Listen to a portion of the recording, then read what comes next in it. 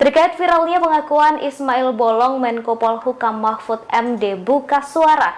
Ia mengomentari Ismail Bolong yang mencabut testimoni setoran uang miliaran rupiah ke Kabareskrim Polri Komjen Agus Andrianto. Mahfud MD kemudian menyinggung soal adanya isu perang bintang yang terus menyeruak. Mahfud mengatakan dalam isu perang bintang ini, para perwira tinggi Polri disebut saling membuka kartu masing-masing.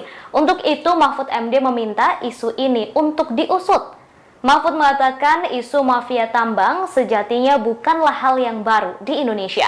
Pada 2013, Saudara Abraham Samad yang kala itu menjabat sebagai Ketua KPK mengatakan jika korupsi di bidang tambang bisa diberantas, Indonesia bisa terbebas dari utang.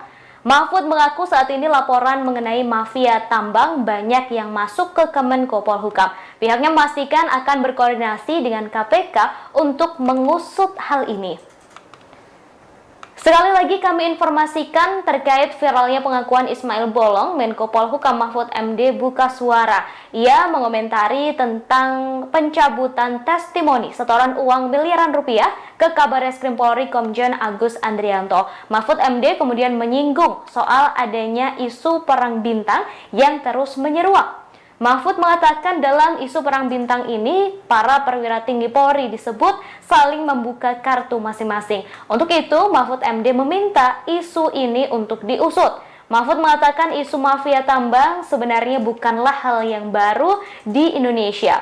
Seperti yang dikatakan oleh Abraham Samad pada 2013 yang saat itu masih menjabat sebagai Ketua KPK, ia mengatakan jika korupsi di bidang tambang bisa diberantas, Indonesia bisa terbebas dari utang.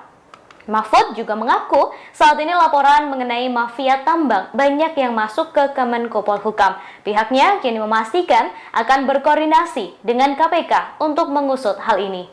Terima kasih sudah nonton, jangan lupa like, subscribe, dan share ya!